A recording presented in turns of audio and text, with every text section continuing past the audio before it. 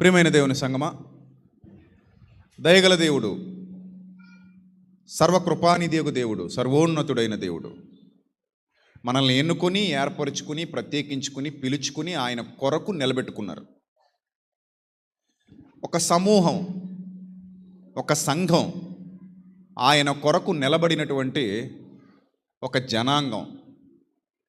తరాలు గడిచిపోతున్నాయి, యుగాలు గడిచిపోతున్నాయి, కానీ ఆ తరాలలో ఆ యుగాలలో ఎవరికి దేవుడు ఈ ఆశీర్వాదాన్ని ఇవ్వబోతున్నాడు, ఎవరు అదృష్టవంతులు, ఎవరికి ఆ పిలుపు దక్కబోతోంది, ఎవరు ఆయన పిలుపు విని ఆయనకు లోబడి బ్రతకటానికి ఇష్టపడుతున్నారు అనేది చర్చనీయాంశం. ఎందుకు ఈ విషయాన్ని మీకు జ్ఞాపకం తీస్తున్నానంటే, నిత్యజీవం అనేది అందరూ వెతికేది కాదు, కొందరే వెతుకుతారట. ఇరుకు ద్వారమున ప్రవేశింప పోరాడుడి, ఆ దారి కనుగొనువారు కొందరే, ఆ జీవమును కనుగొనువారు కొందరే. ప్రభు, అందరూ కనుగొనరా? నో, అందరూ కనుగొనరు. అందరికీ ఆ ఆలోచన ఉండదా? నో, ఆ ఆలోచన అందరికీ ఉండదు. క్రైస్తవ సమాజంలో కూడా సంఘాలకు వెళుతున్న వారిలో చాలామంది నిత్య జీవాన్ని వెతికేవారు లేరు. హమ్మింగ్ వస్తుంది. నిత్య జీవం వెతికేవారి కంటే కూడా నిత్యము లోకాన్ని వెతికేవారే మనకు కనబడుతున్నారు కదా. నిత్యము లోకం వెతికేవారు దేవునికి అవసరం లేదు, కానీ నిత్య జీవాన్ని వెతికేవారికే దేవుడు లోకంలో కూడా సహాయం చేస్తాడు. అందుకే నా నీతిని, నా రాజ్యమును మొదట మీరు వెతకాలి, అప్పుడు అవన్నీ మీకు అనుగ్రహింపబడతాయి. లేదు మేము ఇవే వెతుకుతామంటే, అసలైంది వదిలేస్తామంటే దేవుడు మనల్ని పట్టించుకోడు. అందుకే నిత్య జీవం కొరకు దానిని కనుగొని వారు కొందరే. ఆ జీవము కొరకు, ఆ మార్గం కొరకు వెతికేవారు ఎవరైతే ఉంటారో వాళ్ళు దేవునికి ఇష్టలవుతారు. వాళ్ళకు దేవుని కాపుదల ఉంటుంది, వాళ్ళు దైవాశీర్వాదాలు పొందుకుంటారు, దైవ దీవెనలు పొందుకుంటారు. అందులో ఎలాంటి సందేహం లేదు. అయితే ప్రియమైన దేవుని సంగమా, మరి నిత్య జీవాన్ని వెతికే క్రమంలో, నిత్య జీవం కొరకు పరుగులు తీసేటువంటి క్రమంలో, నిత్య జీవ ప్రయాణంలో ఇరుకు మార్గమున ప్రవేశింప పోరాడుడి అన్నాడు కదా. ఏమాట అన్నాడు? పోరాడుడి. పోరాడుడి అన్న పదం ఎప్పుడు వాడతారు? ఏ సమస్య లేనప్పుడు పోరాటం ఉంటుందా జీవితానికి? ఉండదు కదా. ఏ కష్టం లేనప్పుడు పోరాటం ఏముంటుంది? ఏ శత్రువు లేనప్పుడు పోరాటం ఎందుకు ఉంటుంది? పోరాటం ఉంది అంటే పోరాడడానికి అవతలేదో ఆబ్జెక్ట్ ఉందనే కదా. ఏదో ఆబ్జెక్ట్ లేకపోతే, శత్రువు లేకపోతే మనకు పోరాటం కూడా లేదు.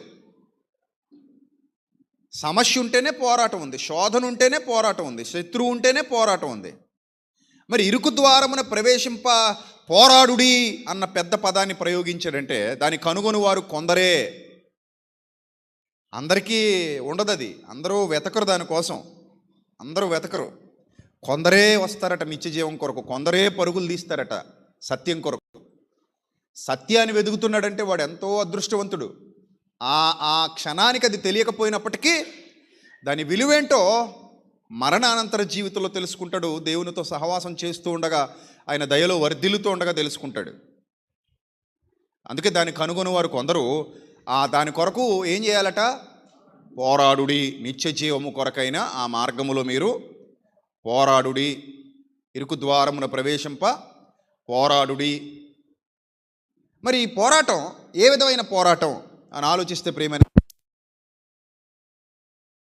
నిచ్చెన ఎక్కాలని మనం, నిచ్చెన దించాలని అపవాది, గెలవాలని మనం, ఓడించాలని అపవాది, పరిగెత్తాలని మనం, కాళ్ళు విరగ్గొట్టాలని అపవాది, విశ్వాసమందు భాగ్యవంతులుగా ఉండాలని మనం, విశ్వాసమందు దరిద్రులుగా మార్చాలని అపవాది. ఇది ఆత్మీయ యుద్ధం, కంటికి కనిపించేది కాదు. కనిపించని శత్రువుతో, అదృశ్య దుష్టశక్తితో, అదృశ్య దురాత్మ సంబంధమైన శక్తులతో చేసేటువంటి అదృశ్యమైన యుద్ధం. ఈ అదృశ్య యుద్ధం అంతరంగంలో జరుగుతూ ఉంటుంది. ఎక్కువ మానవుని అంతరంగంలో ఈ యుద్ధం ఎక్కువగా జరుగుతూ ఉంటుంది. శరీరాశ కానివ్వండి, నేత్రాశ కానివ్వండి, జీవపు అహంకారం, జీవపు డంబం కానివ్వండి, మనల్ని దారి తప్పించాలని చేస్తున్నటువంటి ప్రయత్నంలో, లేదా లోకం, లోకాశలు, సోమరితనం, బద్ధకం, ప్రభు పని కొరకు నిలబడని ఒక మురికి పట్టిన జీవితం, తప్పించుకు తిరిగే స్వభావం, సంఘములో పనికొచ్చే పాత్రగా లేకుండా పనికిరాని పాత్రగా మారిపోవడం. ఏమన్నాడు? అర్హమైన పాత్రగా ఉండమన్నాడు మనల్ని. అవునా? ఎలా ఉండమన్నాడు? సంఘంలో సభ్యులందరినీ అర్హమైన పాత్రలుగా ఉండాలన్నాడు. అర్హమైన పాత్ర అంటే ఎవరికి వారు తను చెక్కుకోవాలి. నిన్ను నువ్వు చెక్కుకోవాలి ఒక అర్హమైన పాత్రగా, నిన్ను నువ్వు మలుచుకోవాలి ఒక అర్హమైన పాత్రగా. ఆ పేరు, ఆ ఖ్యాతి దేవుని ఎదుట నువ్వే సంపాదించుకోవాలి. సాధారణంగా మనుషులకు ఉండేటువంటి జబ్బు ఏంటంటే, దేవుని దగ్గర పేరు, దేవుని దగ్గర ఖ్యాతి సంపాదించుకోవాలని చూడరు. మరి ఎక్కడ? మనుషుల దగ్గర పేరు కావాలని కోరుకుంటారు, మనుషుల దగ్గర ఖ్యాతి కావాలని కోరుకుంటారు, మనుషుల మెప్పు కావాలని కోరుకుంటారు. ఎవరినైనా పొగిడితే వీడు కుళ్ళిపోతుంటాడు, నన్నెందుకు పొగడలేదు అని. ఎవరి గురించి అయినా గొప్పగా మాట్లాడుతుంటే వీడు చచ్చిపోతుంటాడు, నా గురించి ఎందుకు గొప్పగా మాట్లాడు. దౌర్భాగ్యపు స్వభావం అది, నీచమైన స్వభావం. ఇంత బతికట ఎవడో ఇంటెనక చచ్చాడట, అలా ఉంది కొంతమంది స్వభావం. నేను ఎందుకు పొగడాలి? అసలు నేను పొగడాలా, దేవుడు పొగడాలా? ఎవరు పొగడాలి నిన్ను? నేనా దేవుడా చెప్పు? నేనే అన్నవాళ్ళు చేయొద్దండి. ఇప్పుడు ఎవరు ఎత్తరు? ఆ పక్కన ఈ పక్కన వెళ్ళి మాట్లాడుకుంటారు. మళ్ళీ అదిగో ఇస్రాయేల్ దగ్గర, లేకపోతే సురేష్ గారి దగ్గర ఎవడో వాగుతాడు వెళ్ళి. తెలియకుండా ఉంటుందా? ఎవడో పనికి మాలినోడు నన్ను పొగడలేదండి, పలానా వాసు గారిని పొగిడారటండి, మమ్మల్ని పొగడలేదండి, ఇంకొకళ్ళు పొగిడారటండి. సిగ్గుండక్కర్లా జీవితానికి? సిగ్గు. దుష్ట స్వభావానికి మెల్లిమెల్లిగా లాక్కెళ్ళిపోవడానికి అపవాది ప్రయత్నపడుతుంది. మనకి ఎందుకు పొగడతలు? అసలు నిన్ను పొగడాలి అంటే, నీ ఖ్యాతి కనబడాలి అంటే, నీ పేరు వినబడాలంటే నిన్ను నువ్వు చెక్కుకో. మొదట నిన్ను నువ్వు చెక్కుకో. నిన్ను నువ్వు ఎప్పుడైతే చెక్కుకోవటం మొదలు పెడతావో, ఒక మనిషి నిన్ను పొగడాల్సిందే ఉంది. వెలిగే జ్యోతి చీకట్లో వెలుగుతుంటే అందరికీ కనబడద్ది. కనబడదా? అందరికీ కనబడదా? ఒక జ్యోతి వెలుగుతోంది, అది చీకట్లో వెలుగుతోంది. ఎవడు దాన్ని గుర్తించాలి? ఎవడు దాన్ని పొగడాలి? అదే దాన్ని పొగుడుకుంటోంది, అదే దాని ఖ్యాతిని దినుమడింపజేసుకుంటోంది, అదే దాని గొప్పతనాన్ని ప్రస్ఫుటం చేసుకుంటోంది, ప్రత్యక్షపరుచుకుంటోంది. ఒక జ్యోతి వలె నువ్వు ఉండాలి. ఎవడైనా నువ్వు దీపం వెలిగించి మంచం క్రింద కొంచెం క్రింద పెట్టడు. ఆ వెలుగు అందరికీ ప్రత్యక్షపరచబడినట్లుగా ఎక్కడ పెడతాడట? దీపస్తంభం మీద పెడతాడు. నువ్వు దీపస్తంభం మీద ఉండి వెలుగుతూ ఉండు. నువ్వు వెలుగుతూ ఉండు. నీకెవడో మహిమనివ్వాల్సిందే ఉంది, నీకెవడో ఘనతను ఆపాదించాల్సిందే ఉంది. నువ్వు వెలుగుతున్నప్పుడు ఆటోమేటిక్గా ఆ వెలుగును బట్టే నీ ఘనత, నీ గొప్పతనం దేవుని ఎదుట, మనుష్యుల ఎదుట కూడా కనబడుతుంది. అవునా కాదా?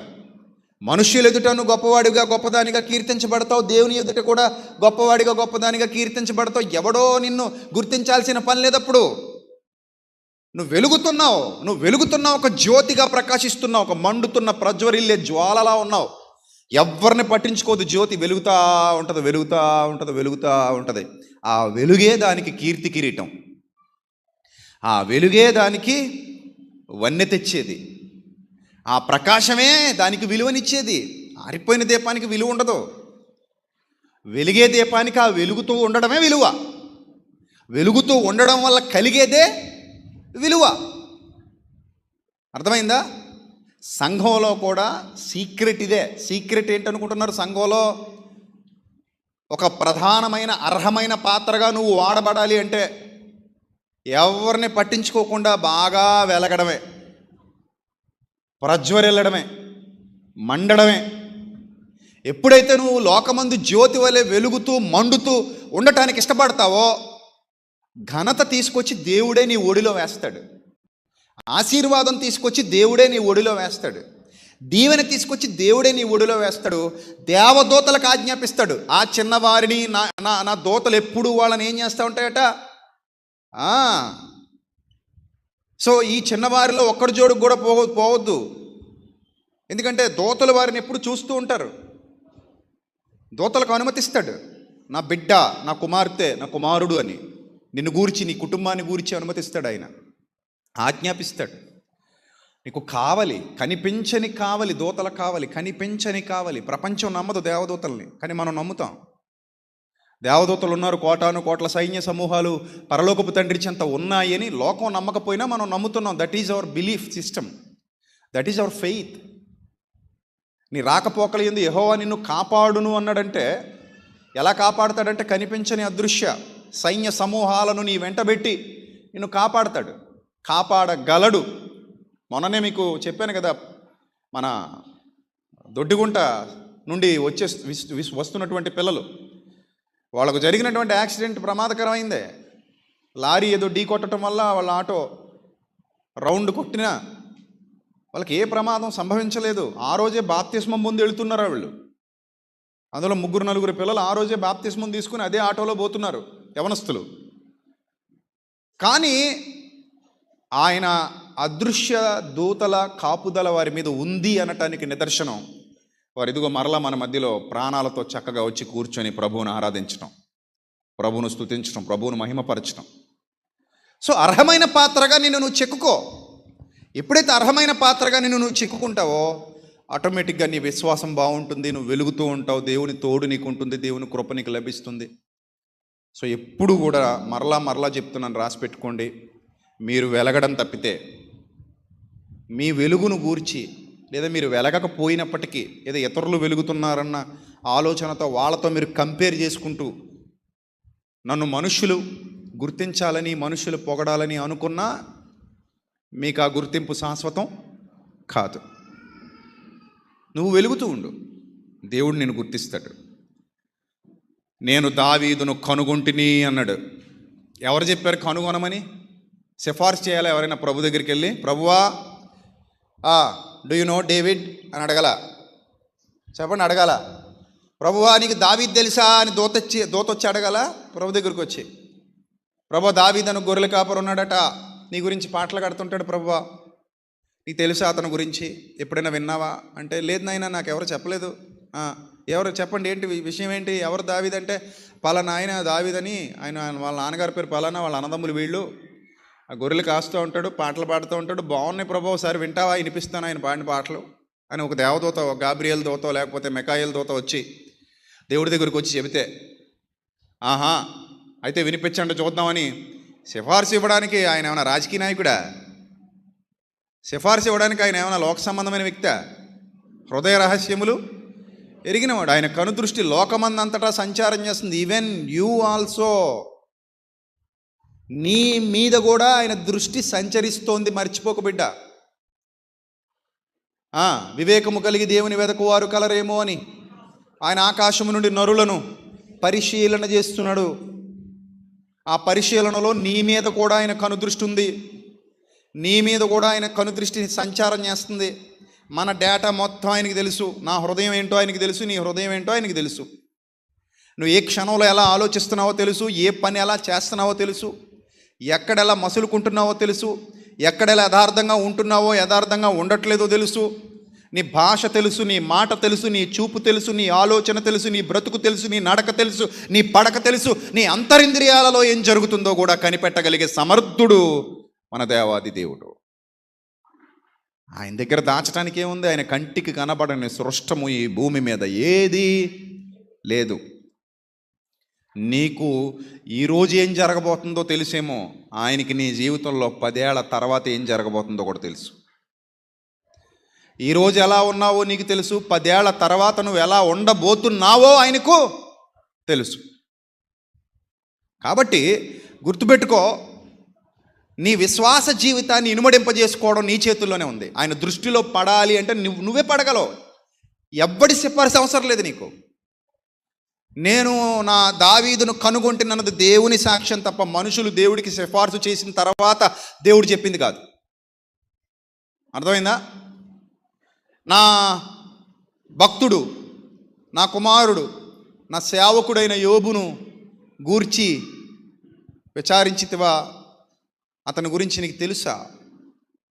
వింటివా? చూసావా? ఎవరు అడుగుతున్నారు ఈ మాటలన్నీ? దేవుడే అడుగుతాడు. ఎందుకంటే యోబును గూర్చి సిఫార్సు చేయడానికి ఎవరు అవసరం లేదు ఆయనకి. లోక సంబంధమైన మనం అనుకోండి, మనుషులు అనుకోండి, ఇప్పుడు నీ గురించి నాకు ఎవడో ఒకటి చెప్పాలి.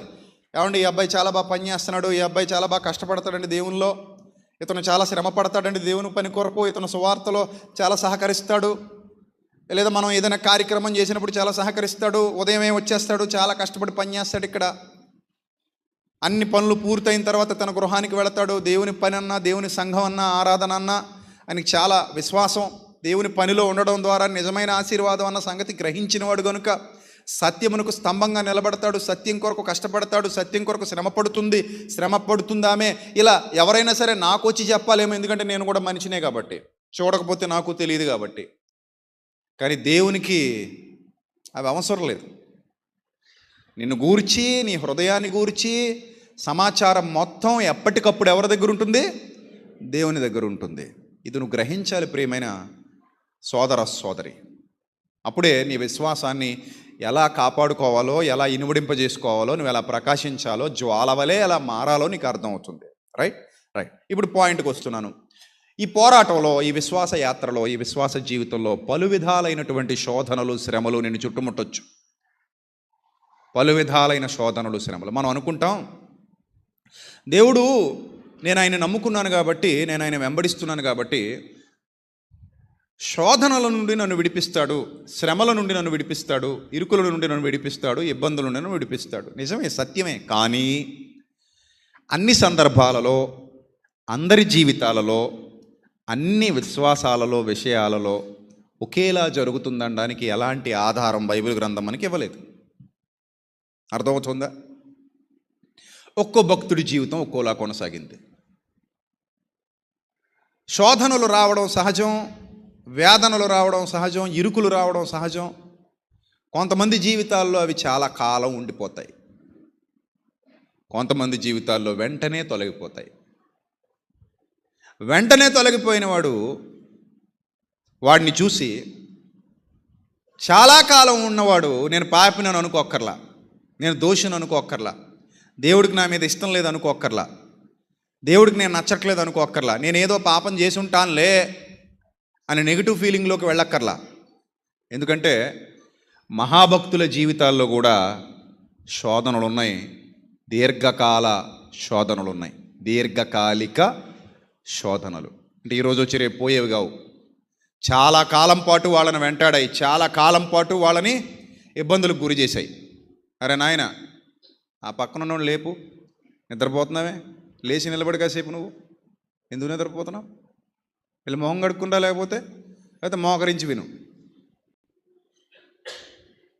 సో చాలా కాలం పాటు దీర్ఘకాలిక శోధనలు, వేదనలు బాధించినటువంటి కుటుంబాలు, బాధించినటువంటి భక్తులు కూడా ఉన్నారు. ఆ భక్తులు ఎప్పుడు కూడా ప్రభువా, ఇదేంటి ప్రభువా, నీ పనిలో ఉన్నాను కదా, నీ సేవలో ఉన్నాను కదా, నన్ను ఎందుకు ఇలా శోధిస్తున్నావు? ఆయన శోధించడు, కానీ వీళ్ళు ఎప్పుడు అలాగ అడగల. పోనీ ఈ శోధన నా మీద ఎందుకు ఉంచుతున్నావు, తీసేయచ్చు కదా, తీసేయ అని అడగరు. ఎందుకో చెప్పనా? మనకేది మంచిదో మనకంటే ఎక్కువగా ఎవరికి తెలుసు? దేవునికే తెలుసు. చేదైన మాత్ర చిన్నప్పుడు మింగమని అమ్మ చెప్తుంటే మనం మింగడానికి ఇష్టపడం. అనుకుంటాం, ఇంత చేదుగా ఉన్నది నా నోట్లో పెడుతుంది, ఇది అసలు తల్లేనా అనుకుంటాడు ఒకడు. లేకపోతే నాకు ఇంజక్షన్ పొడిపించేస్తున్నారు తీసుకెళ్ళి. మా మాకు కూడా ఎక్కడికైనా రారా అంటే రానంటున్నాడు. అరే రారా, బయటికి తీసుకెళ్తామంటే నేను అసలు రాను మీకు కూడా అంటాడు. ఎందుకు రావంటే నాకు తెలుసు మీరు ఎక్కడ తీసుకెళ్తారా అంటాడు. ఎక్కడ తీసుకెళ్తాను నేను? నాకు ఇంజక్షన్ చేయించడానికి తీసుకెళ్తారు మీరు, నాకు తెలుసు అంటాడు. అరే నీకు ఇంజక్షన్ చేయించవరా, అస్తమాన్ ఇంజక్షన్లు ఏం చేయించారు కదా, పని కట్టుకు నీకు ఇంజక్షన్ ఎందుకు చేపిస్తావు అంటే లేదు నాకు తెలుసు, నేను రాను మీకు కూడా, మీరు వండి, నేను ఇంట్లోనే ఉంటా అమ్మమ్మ దగ్గర అంటాడు. ఇది ఎక్కడ కూడా అంటే 2-3 సార్లు వ్యాక్సిన్ వేయించడానికి తీసుకెళ్ళాం. వ్యాక్సిన్ అంటే మరి పొడుస్తారు కదా, ఆ పొడిచిన అన్నీ ఆ దృష్టిలో పడిపోయి ఏమనుకున్నాడంటే, అమ్మా నాన్న నన్ను ఎక్కడికైనా తీసుకెళ్లారంటే ఇంకేం చేస్తారు, ఓ పొడిపించి తీసుకొస్తారు వీళ్ళు. పొడిపించడానికి తప్పితే ఇంకో పని లేదు వీళ్ళకి అనుకున్నాడు వాడు. అలా ఫిక్స్ అయిపోయాడు పాపం. అందుకే ఎక్కడికైనా వెళ్దామంటే అస్సలు సమస్య లేదు, మీకు కూడా వచ్చేది లేదని చెప్పేస్తున్నాడు ముందే. ఎందుకంటే నేను రాను, నేను ఇంట్లో కూర్చుంటానంటాడు. అంటే నేను చదువుకుంటానంటాడు, లేకపోతే ఏదో చేస్తానంటాడు. నేను అమ్మమ్మ దగ్గరే ఉంటానంటే అంటే ఒక ఒక ఆలోచన వచ్చేసింది. కానీ అది ఎవరు మంచి కోసం అనేది పిల్లలకు ఆ వయసులో తెలీదు. మనకు తెలుసు కాబట్టి వాళ్ళు రావన్నా కూడా ఒకళ్ళు పొడిపించడానికైనా సరే బలవంతంగా ఏం చేస్తాం, తీసుకెళ్ళి పోటీ పొడిపించేస్తాం. ఏడ్చినా సరే గట్టిగా పట్టుకొని వ్యాక్సిన్ చేయించాల్సిందే. సో అప్పుడు పిల్లలకి ఏమనిపిస్తుంది చెప్పండి? మీరు ఇంజక్షన్ చేపిస్తున్నప్పుడు పిల్లలు ఎలా ఫీల్ అవుతారు? మన వైపు ఎలా చూస్తారు? ఏడుస్తూ ఒకసారి ఇలా అనుకుంటారు మనసులో, పైకి అనరంతే. నన్ను ఏదో బాధ పెట్టి నువ్వు ఏదో ఆనందపడతావు అంటే వాళ్ళకి ఆ వయసుకి జ్ఞానం తెలియదు కాబట్టి, ఆ వయసుకి అర్థం చేసుకునే గుణం ఉండదు కాబట్టి వాళ్ళు ఏమనుకుంటారంటే, అరే నన్ను బాధ పెట్టేస్తున్నారు మా అమ్మ నాన్న, నన్ను ఇబ్బంది పెట్టేస్తున్నారు, అవసరమా నాకు ఈ ఇంజక్షన్లు, ఏదైనా ట్యాబ్లెట్లు ఇప్పించవచ్చు కదా, అయితే సిరప్లు ఇప్పించవచ్చు కదా, నాకు ఈ చేతులకి సూదులు గుచ్చేయడం, ఒంటికి సూదులు గుచ్చేయడం అవసరమా అని అనుకుంటారు. ఎదగని పిల్లలు ఎలాగో ఎదగని విశ్వాసులు కూడా అలాగే అనుకుంటారు. ఎదిగిన విశ్వాసి వేరు, ఎదగని విశ్వాసి వేరు. అంతెందుకంటే పౌలు మహాభక్తుడే ఒకానొక సమయంలో దేవుని యొక్క ప్రణాళికను అర్థం చేసుకోలేకపోయాడు. నిజం, దేవుని యొక్క ప్రణాళికను పౌలు మహాభక్తుడు అర్థం చేసుకోలేక ఏమంటున్నాడు ఒకసారి చూడండి. దేవునితో మాట్లాడుతూ ఏమంటున్నాడు చూడండి. కొరింథీయులకు రాసిన 2వ పత్రిక 12వ అధ్యాయము. కొరింథీయులకు రాసిన 2వ పత్రిక 12వ అధ్యాయము 7వ వచనం నుంచి చూద్దాం. నాకు కలిగిన ప్రత్యక్షతలు బహు విశేషముగా ఉన్నందున నేను అత్యధికముగా హెచ్చిపోకుండా నిమిత్తం. మరి అంతే కదా, ఘనత పెరిగే కొలది గర్వం పెరిగిపోద్దట మనుషులకి. అది కామన్ అట అది. అందుకని జాగ్రత్తగా చూసుకోవాలట. నాకు ఘనత పెరుగుతోంది, గర్వం కూడా పెరుగుతోందా, ఘనతతో పాటు గర్వం కూడా పెరుగుతోందా, జాగ్రత్తగా చూసుకోవాలి. నేను అత్యధికముగా హెచ్చిపోకుండా నిమిత్తము నాకు శరీరములో, క్లియర్గా చెప్తున్నాడు. ఎక్కడట? శరీరములో అంటే అరికాలు మొదలుకొని నడినెత్తి వరకు మాంసయుక్తమైన ఆయన దేహంలో, అది అరికాలు మొదలుకొని నడినెత్తి వరకు విచ్ పార్ట్ అనేది మనకి క్లియర్గా ఎక్స్ప్లెయిన్ చేయలేదు. బట్ ఎక్కడో అరికాలు మొదలుకొని నడినెత్తి వరకు ఎక్కడో ఒక చోట శరీరములో అని మెన్షన్ చేశాడు. కాబట్టి ఇంకా హృదయము, మనసు, ఆత్మ ఏమనడానికి వీలు లేదు. అది శరీరం లోపలే ఉందన్న విషయాన్ని క్లారిఫై చేసేసుకోవాలి. ఇక్కడ శరీరములో అన్నాడంటే అది శరీరంలోనే ఉంది. అది ఎక్కడో మనకు తెలీదు. బట్ శరీరములో ఒక ముళ్ళు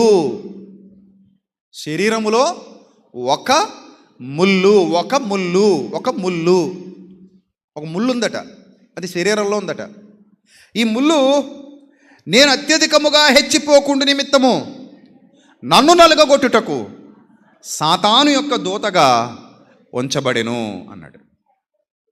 సాతానుకు దేవుడు అవకాశం ఇస్తే తప్ప మన మీద వాడు ఏమీ ప్రయత్నాలు చేయలేడు. నిజమైన విశ్వాసికి చెప్తున్నాను, బలమైన విశ్వాసికి చెప్తున్నాను, దేవుడు సాతాను యొక్క శోధనకి నీ విశ్వాసపు స్థాయిని బట్టి, నీ యథార్థతను బట్టి అప్పుడప్పుడు అవకాశం ఇస్తాడు. అందులో నువ్వు గెలిస్తే నీకు బెనిఫిట్లు కూడా ఇస్తాడు. దానికి రుజువే యోబు జీవితంలో చూపించాడు. శోధన సహించువాడు ధన్యుడు. యాకోబు పత్రికలో చెప్తున్నాడు, శోధన సహించువాడు ఎవరట? ధన్యుడు. ఇంకా మేలైన స్థితిలోకి తీసుకెళ్తాడు, ఇంకా మేలైన స్థితిలోకి నడిపిస్తాడు నువ్వు శోధన ఎదుర్కొంటున్నప్పుడు. అప్పుడు శోధన మంచిది తప్ప చెడ్డది కాదు. ఆ శోధన రాబట్టే నువ్వు మెట్టెక్కుతావు. శోధన రాకపోతే నువ్వు మెట్టెక్కు అక్కడే ఉండిపోతావు. ఇప్పుడు ఇక్కడ ఏమంటాడంటే, నేను అత్యధికముగా హెచ్చిపోకుండా నిమిత్తము నన్ను నలుగగొట్టుటకు సాతాను యొక్క దూతగా నా శరీరంలో ఉంచబడింది. అది నా యొద్ద నుండి తొలగిపోవాలని దాని విషయమై ముమ్మారు ప్రభువును వేడుకుంటుని. ఎన్నిసార్లట? 3 సార్లు బలమైన ప్రార్థన చేశారట. ప్రభువా, నా జీవితంలో నుండి ముళ్ళు తీసేయి, నా శరీరంలో నుంచి ముళ్ళు తీసేయి, నా యొద్ద నుండి తొలగిపోవాలి, నా యొద్ద నుండి అది తొలగిపోవాలి. ఉందా లేదా? అది నా యొద్ద నుండి తొలగిపోవాలంటే పౌలు గారికి అది నచ్చట్లా. ఆ ముళ్ళు పౌలు గారికి నచ్చట్లా. నచ్చుతుందా? నచ్చి ఉంచుకున్నాడా? నచ్చట్లేదు అది. అందుకే తీసేయమంటున్నాడు. ప్రభువా ప్లీజ్ ప్రభువా, నాకు ఇది అడ్డంగా ఉంది, నాకు ఇది అడ్డంగా ఉంది, నీకు తెలుసు కదా, ఇది లేకపోతే నేను ఇంకా గొప్పగా ఏదో చేయగలను, ఇది ఉండడం వల్ల నేను ఇంకా గొప్పగా ఏదో చేయలేకపోతున్నాననే ఫీలింగ్ ఉంది ఆయనకి. అంటే పౌలు గారి ఆలోచన విధానానికి దేవుని ఆలోచన విధానానికి ఎంత తేడా ఉందో మీరు ఇక్కడ కనిపెట్టేయాలి. మీ తలంపులు భూమి మీద ఉంటే నా తలంపులు ఎక్కడున్నాయి? ఆకాశంలో ఉన్నాయి. అప్పుడప్పుడు మన జీవితంలో చెడు జరిగింది అనుకుంటాం, కానీ అది మంచికి పునాదని తెలుసుకోలేకపోతాం.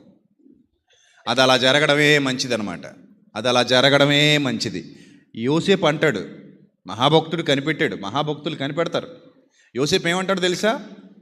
అన్నలతో మీరు ఇలా చేయడం, మీరు ఇలా జరిగించడం, మీరు చేసిన పనికిమాలిన పనులన్నీ కూడా ఎందుకు జరిగాయి? మన మంచికే. మీరు చేసిందేం చెడ్డ కాదు, మన మంచికే చేశారు, అంతా మన మంచికే జరిగింది, బాధపడకండి అంటున్నాడు మహానుభావుడు. నిజాన్ని తవ్వి తీశాడు, నిజాన్ని వెలికి తీశాడు. అదే మామూలు లోక సంబంధమైన వ్యక్తిత్వం, లోక సంబంధమైన మనస్తత్వం ఉన్నాడు అనుకో, వీళ్ళందరినీ తీసుకెళ్ళి ఉరి తీసేయండి అనేవాడు. వీళ్ళు నా దొంగన అన్నలు, ఒక్కడు కూడా మంచోడు కదా వీళ్ళు, నాకు అన్యాయం చేసిన వాళ్ళు, వీళ్ళు నన్ను నాశనం చేయాలని చూసిన వాళ్ళు, నా జీవితాన్ని సర్వనాశనం చేసి ఇన్ని సంవత్సరాలు నేను బాధలు పడ్డానికి కారణం వీళ్ళే. కాబట్టి వీళ్ళు ఏం చేసాయి? తుత్తునీలుగా నరికేయండి అంటే నరకరా, ఉరి తీసేయండి అంటే నిమిషాల్లో ఏం చేస్తారు?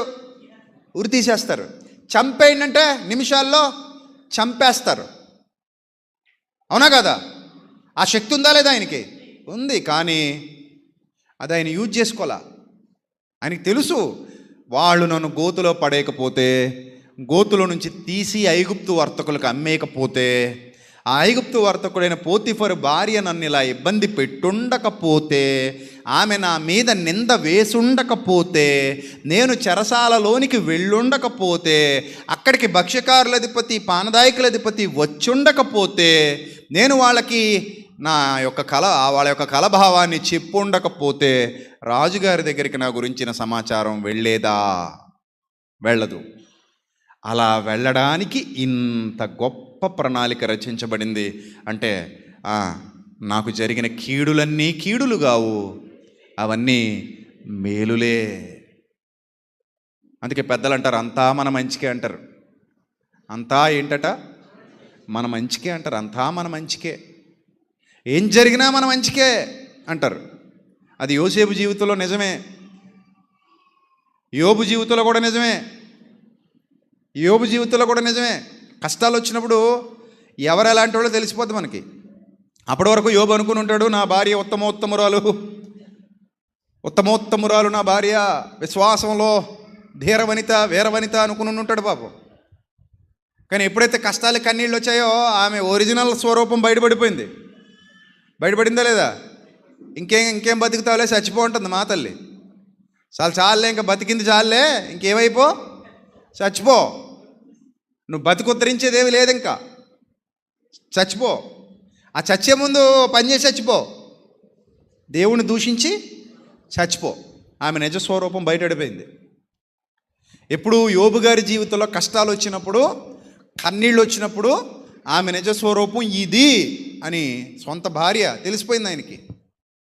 అందుకే మూర్ఖురాలు మాట్లాడినట్టు,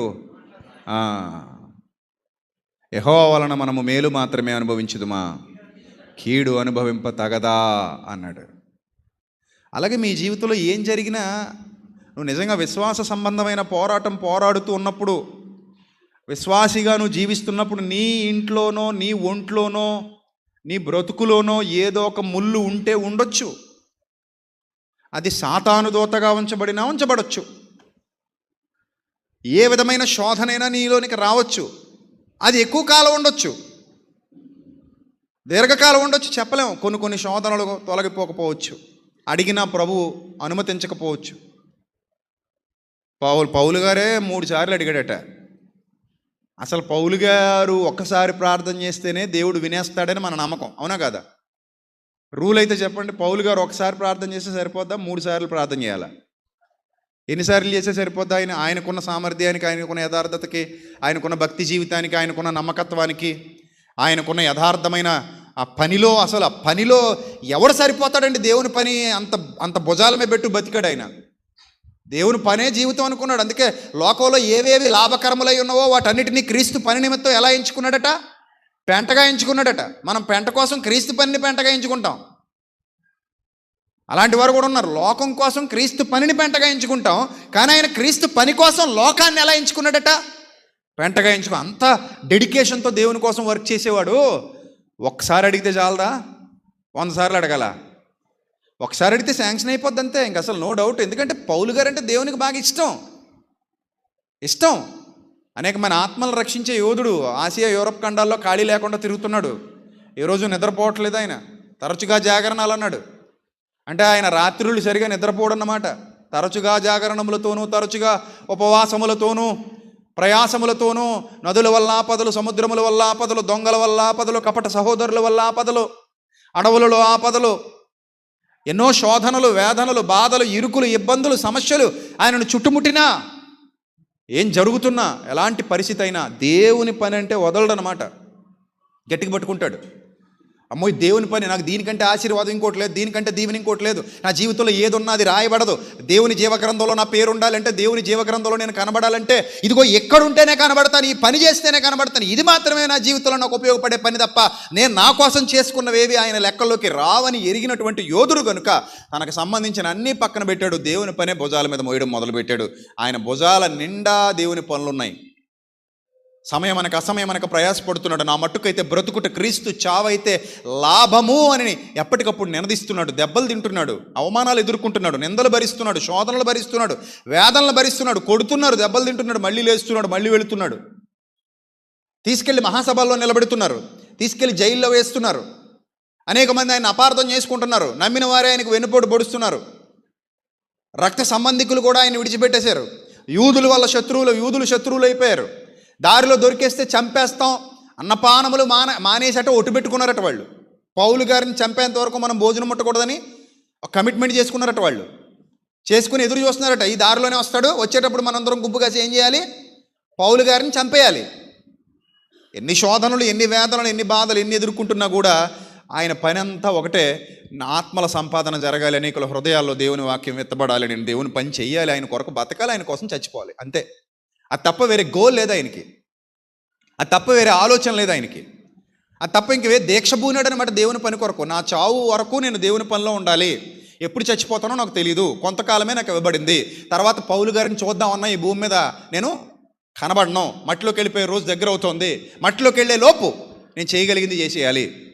అందుకే చెరసాల్లో ఉన్నా కూడా దేవుని వాక్యాన్ని బంధించబడకుండా చెరసాల గోడలు దాటించిన మహాశక్తి సంపన్నుడుగా పౌలు అపోస్తలుల చరిత్రలో మిగిలిపోతాడు. అలాంటి గొప్ప విశ్వాస జీవితం జీవిస్తున్నవాడు దేవుడిని అడగాల, మనసులో అనుకుంటే సరిపోద్దా? చెప్పండి. నోరు తెరిచి అడగాల, మనసులో అనుకుంటే సరిపోద్దా? కదా, మనసులో అనుకుంటే సరిపోద్దా? అంత గొప్పడు ఆయన. నోరు తెరిచి అడగక్కర్లేదు అసలు ఆయన. ప్రభా ప్లీజ్, ప్రభా ప్లీజ్, ఒక ఫేవర్ చేయి ప్రభా, ప్లీజ్ ప్రభా హెల్ప్ చేయి ప్రభా అని అసలు అంతదాకా కూడా రావక్కర్లా. ఎందుకంటే మీరు అడగక మునిపే మీకు అక్కరగానున్నవేవో ఆయనకు తెలుసు. మీరు అడగక మునిపే మీ అక్కర్లన్నీ తెలిసిన దేవుడు ఆయన. మరి అంత గొప్ప దేవుడు పౌలు గారు 3 సార్లు అడిగినా కూడా మాట్లాడతలేదట. మొదటిసారి అడిగారు, మాట్లాడలేదు, అది అలాగే ఉంది శోధన. రెండోసారి అడిగాడు, అయినా మాట్లాడలేదు, అది అలాగే ఉంది శోధన. మూడోసారి అడిగితే మాట్లాడాడు, కానీ శోధన అలాగే ఉంది. మాట్లాడాడు కానీ శోధన అలాగే ఉంది. ఏం మాట్లాడాడు ఇంతకీ? దేవుడు ఏం మాట్లాడాడు పౌలు గారితో? చూడండి ఏం మాట్లాడుతున్నాడో. దేవుడు ఏం మాట్లాడుతున్నాడో చూడండి. అది నా యుద్ధ నుండి తొలగిపోవాలని 8వ వచనం, కొరింథీయులకు రాసిన 2వ పత్రిక 12వ అధ్యాయం 8వ వచనం. అది నా యుద్ధ నుండి తొలగిపోవాలని దాని విషయమై ముమ్మారు ప్రభువును వేడుకుంటుని, అందుకు నా కృప నీకు చాలు, నా కృప నీ ఎడల విస్తారంగా ఉంది. నా కృప నీ ఎడల ఎలా ఉంది? విస్తారంగా ఉంది, అది నీకు చాలు. బలహీనత యందు నా శక్తి పరిపూర్ణమగుచున్నదని ఆయన నాతో చెప్పాను. బలహీనత యందు నా శక్తి పరిపూర్ణమగుచున్నదని ఆయన నాతో చెప్పాను. నువ్వు ఎంత బలహీనతలో ఉంటావో అంతగా నా శక్తి నీలో పరిపూర్ణమవుతుంది. నీ బలహీనతల ద్వారా నా శక్తి నీలో పరిపూర్ణమవుతుంది. అందుకే కాగా క్రీస్తు శక్తి నా మీద నిలిచియుండు నిమిత్తము నన్ను కప్పు నిమిత్తము అని రాశాడు పుట్టినోట్లో. క్రీస్తు శక్తి నా మీదే ఎల్లప్పుడూ నిలిచి ఉండు నిమిత్తము విశేషముగా నా బలహీనతల యందే బహు సంతోషముగా అతిశయపడుదును అన్నాడు. గమనించండి ప్రియమైన దేవుని సంగమా, విశేషముగా నా బలహీనతల యందే నేను విశేషముగా ఏమవుతానట? అతిశయపడతాను. ఎందుకు అతిశయపడతానంటే, అమ్మ నన్ను ఒడిలో పెట్టుకు లాలిస్తోంది అంటే నాకు జ్వరంగా ఉందని అర్థం, అంతే కదా? అమ్మ నన్ను ఒడిలో పెట్టుకుని లాలిస్తోంది అంటే అర్థం ఏంటి? నాకు ఒంట్లో బాగలేదు. ఒంట్లో బాగోకపోతే నా తల తన ఒడిలో పెట్టుకొని, నా తల నిమురుతూ, నా పక్కనే కూర్చొని నన్ను ప్రేమిస్తూ ఆదరిస్తూ ఉంటుందా? చక్కగా ఎగురుకుంటూ చెమటలు తింటుకు వచ్చాడు అనుకోండి పిల్లాడు, ఒళ్ళో కూర్చోబెట్టుకు మా బాబే అంటుందా అమ్మ? అందు. అదే ఫుల్ జ్వరంతో ఇంటికి వచ్చాడు అనుకోండి, ఏం చేస్తుంది? పక్కన కూర్చొని ఒడిలో పెట్టుకొని అన్ని సపరీలు చేస్తూ వాడికి చూస్తూ ఉంటుంది అన్ని విషయాల్లో. రాత్రి నిద్రపోకుండా కూడా చాకరీ చేస్తుంటారు తల్లులు అలాంటి పిల్లలకి. రాత్రులు నిద్రపోరు, ఎందుకంటే బిడ్డ ఆ పరిస్థితిలో ఉంటే వీళ్ళకి నిద్ర ఎలా పట్టదు కదా. జ్వరం ఎక్కువగా ఉంటే తడిగుడ్డ పెట్టడాలు, ఆ జ్వరం తగ్గించే కార్యక్రమాలు చేయడాలు ఇలాంటివి ఉంటాయి. అంటే ఇక్కడ పౌలు గారు మాట్లాడే భాష కూడా అలాంటి భాష. ఏమనంటే, నా కృప నీకు చాలు, బలహీనతల యందే నా శక్తి పరిపూర్ణమవుతుందంటే నా శక్తి నిన్ను కప్పుతుంది. ఆయన శక్తి నన్ను కప్పునట్లు నేను నా బలహీనతల యందే సంతోషిస్తాను. ఆయన శక్తి నా మీద ఎల్లప్పుడూ నిలిచి ఉండి నిమిత్తము విశేషముగా నేను బలహీనతల యందే సంతోషముగా అతిశయపడుదును అన్నాడు. అందుకే అంటాడు, నేను ఎప్పుడు బలహీనుడును అప్పుడే బలవంతుడును కనుక క్రీస్తు నిమిత్తము నాకు కలిగిన బలహీనతలలోను. దేని నిమిత్తం కలిగాయటవి? క్రీస్తు నిమిత్తమే కలిగాయట. క్రీస్తు నిమిత్తము నాకు కలిగిన బలహీనతలలోను, నిందలలోను, ఇబ్బందులలోను, హింసలలోను, ఉపద్రవములలోను నేను సంతోషించుచున్నాను. చూసారా? క్రీస్తు నిమిత్తము నాకు కలిగిన బలహీనతలలోను, నిందలలోను, ఇబ్బందులలోను, హింసలలోను, ఉపద్రవములలోను నేనేమవుతున్నాను? సంతోషించుచున్నాను. కాబట్టి మీ జీవితాల్లో కూడా నిజంగా విశ్వాస యాత్రలో కొనసాగుతున్నప్పుడు ఏదో ఒక శోధన నీ బ్రతుకులో ఉండొచ్చు. అది తొందరగా పోకపోవచ్చు. ఆయన మూడు సార్లు అడిగాడు, నువ్వు రోజుకు 3 సార్లు అడుగుతుండొచ్చు. ఆయన మొత్తం ఎన్నిసార్లు అడిగాడు? మొత్తం 3 సార్లు అడిగాడు. నువ్వు రోజుకు 3 సార్లు అడగవచ్చు. పొద్దున ఒకసారి, మధ్యాహ్నం ఒకసారి, సాయంత్రం ఒకసారి మోకరించి, ప్రభువా ఎంతకాలం ప్రభువా ఈ శోధన, ఇంకెంతకాలం ప్రభువా నాకు ఈ వేదన, నేనేమైనా నీకు అయిష్టంగా ఉన్నానా, నేనేమైనా నీకు తెలియకుండా పాపం చేశానా, అయితే నన్ను క్షమించు, నేనేమైనా నీకు విరోధంగా ప్రవర్తించానా నాకు తెలియకుండా, అయితే నన్ను క్షమించు, ఒకవేళ నేను నిన్ను ఏమైనా ఇబ్బంది పెట్టానేమో నాకు తెలియకుండా నన్ను క్షమించు, ఒకవేళ నీ విషయంలో ఏదైనా తప్పు చేశానేమో, పొరపాటు చేశానేమో నన్ను క్షమించు ప్రభువా, ఈ శోధన మాత్రం తొలగించి ప్రభువా, తట్టుకోలేకపోతున్నాను ప్రభువా, ఈ వేదన తొలగించి ప్రభువా, తట్టుకోలేకపోతున్నాను ప్రభువా అని అడిగినా కూడా జవాబు రాలేదేమో నీకు. అప్పుడు దేవుడు, నా కృప నీకు చాలు, నా కృప నీకు చాలు, ఈ బలహీనతలేందే నా శక్తి పరిపూర్ణమవుతోంది. నా శక్తి నిన్ను కమ్ముకోవాలంటే నీలో బలహీనత ఉంటుంది, కొన్నాళ్ల పాటు భరించు, ఇది నీ మంచికే, ఇది నీ మంచికే. కొన్ని సందర్భాల్లో మనం అనుకుంటాం, నాకు కీడు చేశారు, నాకు కీడు జరిగింది అనుకుంటాం. నో, అది మన మంచికే. ఇది సంవత్సరాల తరబడి బాధలు అనుభవించిన వాళ్ళు అడగని చెప్తారు. సంవత్సరాల తరబడి కొంతమంది నలిగిపోతారు, సంవత్సరాల తరబడి కొంతమంది బాధపడుతుంటారు. సంవత్సరాలు గడిచిపోతుంటే కానీ ఆ శోధన తొలగదు, సంవత్సరాలు గడిచిపోతుంటే కానీ ఆ వేదన తొలగదు, ఆ బాధ తొలగదు, ఇంకా వెంటాడుతూనే ఉంటుంది ఆ బాధ, ఇంకా వెంటాడుతూనే ఉంటుంది ఆ ఇబ్బంది. అరే ఇన్ని సంవత్సరాలు గడిచిపోతేనే నా శోధన తొలగట్లేదు, ఇన్ని సంవత్సరాలు గడిచిపోతేనే నా బాధ తొలగట్లేదు, నేను చూస్తేనేమో దేవుని సంఘంలో బలమైన పాత్రగా వాడబడుతున్నాను, అన్ని భుజాల మీద వేసి తిరుగుతున్నాను, ఆయన నన్ను పట్టించుకోవట్లేదు అనుకుంటావు నువ్వు. నా విశ్వాసం చూస్తే ప్రపంచంలో చాలామంది విశ్వాసం కంటే నాది గొప్ప విశ్వాసం. అన్యులందరూ, లోక సంబంధులందరూ ఇష్టానుసారంగా బ్రతుకుతుంటే వాళ్ళే సుఖంగా ఉంటున్నారు. నేనేమో ఇన్ని కష్టాలు పడిపోతున్నాను, నేనేమో ఇన్ని శ్రమలు పడిపోతున్నాను, నేనేమో ఇన్ని బాధలు పడిపోతున్నాను. నమ్ముకున్న నన్నేమో ఇలా వదిలేశాడు, నమ్ముకుని వాళ్ళని మాత్రం అందలా లెక్కెత్తున్నాడు. లోక సంబంధంగా ఆలోచిస్తున్నామో జాగ్రత్త. అవి కొంతకాలం ఉండి అంతలో వెళ్ళిపోయేవి. అర్థమైందా?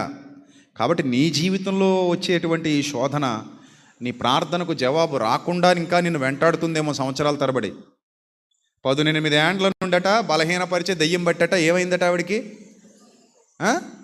నడువు వంగిపోయిందట. ఎన్ని సంవత్సరాల నుంచి? 18.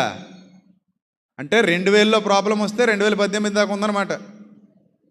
తక్కువ టైమా ఎక్కువ టైమా? పిల్లాడు పుడితే ఆడికి పెళ్ళిడు వచ్చేసింది.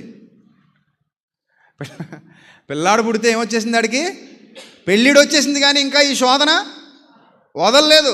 నడువు వంగిపోయి అలాగే ఉంది. 18 ఏళ్ళు నడువు వంగిపోయి ఉండాలంటే పనులు చేసుకోవడం కష్టం, వంట చేసుకోవడం కష్టం, నీళ్లు మోసుకోవడం కష్టం, ఇల్లు శుభ్రం చేసుకోవడం కష్టం, తన పనులు తాను చేసుకోవడం కూడా కష్టమే. నడువు వంగిపోయిన వాళ్ళు ఏం చేయగలరు? లేవలేరు, కూర్చోలేరు, మొయ్యలేరు, ఏం చేయలేరు, సరిగ్గా వంట కూడా చేసుకోలేరు. 18 ఏళ్ళు అలాగే భరించింది భరించింది భరించింది భరించింది భరించింది భరించింది 18 ఏళ్ల తర్వాత అప్పుడు నీ బలహీనత నుండి విడుదల పొంది ఉన్నావమ్మా అన్నాడు మహానుభావుడు. నీ బలహీనత నుండి విడుదల పొంది ఉన్నావమ్మా అన్నాడు. 18 ఏళ్ళే, 18 ఏళ్ళ ఆయన చిత్తం అలా ఉందా? మరి మనం ఏం చేస్తాం? సో మన బ్రతుకుల్లో కూడా కొన్ని శోధనలు ఉంటాయి. ఒకసారి మీరు ఆలోచించుకోండి, అది అలా లేకపోయి ఉంటే మనం ఇలా ఉండం. నేను చాలాసార్లు అనుకుంటాను నా జీవితంలో కొన్ని శోధనలు నాకు వచ్చి ఉండకపోతే ఈరోజు నేను సేవలోనే ఉండేవాడిని కాదు. నాకు బాగా తెలుసు ఆ విషయం, నాకు బాగా తెలుసు. నా జీవితంలో ఏ శోధనలు అయితే వచ్చాయో నేను సేవలోకి రాకముందు వచ్చేవి. నేను సేవలోకి వచ్చాక రాదండి. కొంతమంది నేను ఏదో సేవలోకి వచ్చాక కావాలని తప్పులు చేశాను అనుకుంటారు కొంతమంది మూర్ఖులు. నేను సేవలోకి వచ్చాక నా జీవితంలో ఏం జరగల. సేవలోకి రాకముందే నా జీవితంలో జరగాల్సినవన్నీ జరిగిపోయాయి. ఏమేం జరగాలి? అన్నీ సేవలోకి రాకముందు జరిగిపోయాయి. అప్పుడు నన్ను వెంటాడినటువంటి శోధనలు ఏవైతే ఉన్నాయో, నాకు కలిగినటువంటి శోధనలు ఏవైతే ఉన్నాయో, నాకు కలిగిన ఇబ్బందులు ఏవైతే ఉన్నాయో అవి నన్ను క్రీస్తు వైపు, సత్యం వైపు, వాక్యం వైపు అడుగులు వేసేలా చేశాయి. 2010లో నేను మారు మనసు పొందడానికి ప్రధానమైన కారణాలు నాకు లోకంలో నుండి క్రీస్తులోనికి రావడానికి నాకు చాలా ఉపయోగపడ్డాయి. అప్పుడప్పుడు నేను అనుకుంటాను, తండ్రి నా జీవితంలో ఏం జరిగిందో అంతా నా మంచికే జరిగింది. ఒకవేళ నా జీవితంలో శోధన లేకపోయి ఉంటే, నా జీవితంలో బాధ లేకపోయి ఉంటే, నా జీవితం అంతా హ్యాపీగా సాఫీగా నేను అనుకున్నట్టే, ఎప్పటికప్పుడు నేను అనుకున్నట్టే జరిగిపోయి ఉంటే, నేను ఏదో అనుకున్నాను అదే నా లైఫ్లో జరిగిపోయింది అనుకోండి, ఈరోజు నేను ఇక్కడ ఉన్నాను, మీరు ఇక్కడ ఉండరు. ఈరోజు ఇన్ని జీవితాలు ఈ జీవితంతో ముడిపడ్డాయంటే మరి కాదా? ఇన్ని జీవితాలు ఈ జీవితంతో ముడేసి లాక్కొచ్చి మనల్ని అందరినీ ఇక్కడ పెట్టాడు ఆయన. మొదటి ముడి ఇక్కడ నుంచి మొదలైంది. ఇన్ని జీవితాలకు వేశాడు ఆ ముడి. ఇంకా ఇక్కడ కనబడుతున్నది మీరు కొంతమంది మాత్రమే, ఇంకా కనబడిన వారు అందరూ ఉన్నారు. ఇంకా ఎన్నో సంఘాలు ఉన్నాయి, ఎన్నో ప్రాంతాలు ఉన్నాయి, ఎన్నో చోట్లకు వెళుతున్నాం, మనం వాక్యం ప్రకటిస్తున్నాం, ఎన్నో దేశాలకు వెళుతున్నాం. అంతమందితో ముడివేసి లాక్కొచ్చి ఇక్కడ కూర్చోబెట్టాడంటే నేను అనుకుంటాను చాలా సందర్భాల్లో, ప్రభువా నువ్వు నన్ను అలా లాక్కొచ్చి ఉండకపోతే నా జీవితంలో ఏం జరిగినా అది నా మంచికే జరిగింది. అన్నీ నా మంచికే. నేను కర్నూలు పోతున్నా ఇప్పుడు 2012లో అనుకుంటా. కర్నూలు వెళ్తున్నాను, 12-13 సరిగా ఐడియా, 12 వెళ్తుంటే నేను ఆ బాలుగాడు అనుకుంటా, వాడు వెనకాల కూర్చున్నాడు సీట్లో, నేను ఫ్రంట్ ఎక్కడో కూర్చున్నాను. AC bus. సడన్గా కాసేపటికి ఊపిరి ఆడడం మానేసింది. నాకేంటి ఊపిరి ఆడట్లేదు, ఎంత ట్రై చేసినా ఊపిరి ఆడట్లేదు. వేస్తున్నాను, ఊపిరి ఆడట్లేదు. గ్లాస్ తీసుకుందామంటే ఏసీ బస్సు గ్లాస్ ఓపెన్ అవ్వదు. ఎందుకు నాకు ఊపిరి ఆడట్లేదు అర్థం అవట్లా, చాలా ఇబ్బంది పడిపోతున్నాను. నేను వెంటనే లేచి డ్రైవర్ సీట్ దగ్గరికి వచ్చా. అరే ఒకసారి బండి ఆపరా నాయన, బస్సు ఆపు, నేను దిగిపోతాను అంటున్నాను. ఎందుకు దిగిపోతాను? నాకు ఊపిరి ఆడట్లేదంటే, నాకు విండోస్ ఓపెన్ అవ్వట్లేదు, నీ పక్కన ఉన్న విండో ఒకసారి ఓపెన్ చేయంటే డ్రైవర్ పక్కన ఉన్న విండో ఓపెన్ చేశాడు. మొహం అలా బయటికి పెట్టి ఆ గాలిలో ఆ గాలి పీల్చుకుంటున్నాను నేను. అయినా కూడా ఇబ్బందిగా ఉంది నాకు. సరే మొత్తం మీద ఎక్కడికో, అది తొలి దినాలు కదా, సేవలో తొలి దినాలు అవి. సరే మొత్తం మీద వెళ్ళిపోయాం, మీటింగ్ కంప్లీట్ చేసుకున్నాం, మళ్ళీ వచ్చేసిన తర్వాత వెంటనే హాస్పిటల్కి వెళ్ళాను. నేను హాస్పిటల్కి వెళ్ళి, ఏమంటే నాకు ఎందుకో ఊపిరి ఆడట్లేదు, గాలి ఆడలేనట్టుంది, చాలా ఇబ్బంది పడిపోతున్నాను, నేను అసలు మాట్లాడలేకపోతున్నాను, మధ్యలో ఊపిరి ఆడట్లేదు, నాకు ఏంటి చూడండి అంటే, అన్నీ చెక్ చేసి లోపల ఏదో ఇబ్బంది అయిపోయిందండి మీకు, ఆ టర్బినేట్ ఏదో ఉంటుంది, అది ఉబ్బిపోయింది, ఇప్పుడు అర్జెంటుగా ఆపరేషన్ చేయాలన్నాడు. ఆపరేషన్ చేయాలంటే ఏందో ఇప్పుడు ఈ ఆపరేషన్లు ఇవి మనకు అవసరమా, దెబ్బ మీద దెబ్బ అన్నట్టు, ఏదో మూలికే నెక్క మీద తాటికే పడింది అన్నట్టు, మనకి ఏం దెబ్బ ఈ దరిద్రాలన్నీ ఇలా చుట్టుకుంటున్నాయి అనిపించేది నాకు. కానీ అది జరగడం నాకు ఎంత మంచిదైందో తర్వాత తెలిసింది. నాకు అన్నీ మంచిగా జరిగాయి. నాకు కలిగిన శోధనలు, నాకు కలిగిన వేదనలు, నాకు వచ్చిన ఇబ్బందులు అన్నీ నాకు మంచి చేస్తున్నాయి. అన్నీ మంచి, అంతా మంచి వైపుగా నడిపిస్తుంది. కానీ ఆ సమయంలో మాత్రం ఎలా ఉంటుంది, అది అరే ఇది కరెక్ట్ కాదు అనిపిస్తుంది. నేను ఈయన పని కోసం తిరుగుతుంటే నాకు ఈ శోధన ఏంటి అనిపిస్తుంది. నేను ఈయన పని కోసం తిరుగుతుంటే నాకు ఈ వేదన ఏంటి అనిపిస్తుంది. నేను ఈయన పని కోసం తిరుగుతుంటే నాకు ఇబ్బందులు ఏంటి అనిపిస్తుంది. ఆ సమయంలో అలాగే ఉంటుంది. పౌలు గారు కూడా అలా అనుకునే 3 సార్లు అడిగాడు. ఒకసారి అడిగినప్పుడు అర్థమైపోయింది ఆయనకి, దేవుడు జవాబు ఇవ్వలేదంటే ఇంకా నేను అడగకూడదన్నమాట అనుకున్నాడా. మళ్ళీ అడిగాడా, రెండోసారి మళ్ళీ అడిగాడు. ఈ రెండోసారి అడిగినా కూడా జవాబు ఇవ్వలేదేంటి, నాకులాడు అడిగితేనే జవాబు, ఇంక సామాన్యులు అడిగితే జవాబు ఏమిస్తావా ఏ బాబు నువ్వు అన్నాడా. మనం అయితే ఏమంటాం చెప్పండి, ఎవడైనా మనకు చేయలేదనుకోండి, నాకే చేయలేదంటే నువ్వు ఇంకెవడికి చేస్తావు అంటాం మనం. పౌలు గారు ఇప్పుడు దేవుడిని అలాగా, నన్నే నువ్వు పట్టించుకోలేదంటే ఇంక నేను వాక్యం చెప్పిన వాళ్ళు నేను పట్టించుకుంటావు నువ్వు. వాళ్ళు నా ద్వారా రక్షణలోకి వచ్చారు. నేను అపోస్తలుని, నన్నే పట్టించుకోలేదంటే నువ్వు ఇంక వాళ్ళనేం పట్టించుకుంటావు నువ్వు అనేసాడా అండు. రెండోసారి కూడా అడిగేశాడు. రెండోసారి అడిగినా శాంక్షన్ అవలా. చివరికి 3ఓసారి అడిగితే ఆయన మాట్లాడాడు, అరే నాయన 2 సార్లు అడిగో 3 సార్లు అడిగో నీకైతే అర్థం అవ్వట్లేదు, ఇలా వదిలేస్తే 4ఓసారి కూడా అడుగుతావు, ఇంక అడక్కో, నువ్వు అడిగినా నేను అది చేయను. అదేంటి ప్రభా, ఎందుకు చేయు ప్రభా, అదే నీకు మంచిదిరా నాయన, అది నాకు మంచిది కాదనిపిస్తుంది ప్రభా, నీకు అనిపిస్తుందిరా నాయన, నీకు జ్ఞానం తెలీదు, నా అంత జ్ఞానవంతుడు కాదు కదా నువ్వు, నీకంటే జ్ఞానవంతుడిని నేనా కాదా, అవును తండ్రి నువ్వే నాకంటే జ్ఞానవంతుడివి, మరి ఏది ఉంచాలో ఏది తీసేయాలో నాకు తెలుసా నీకు తెలుసా.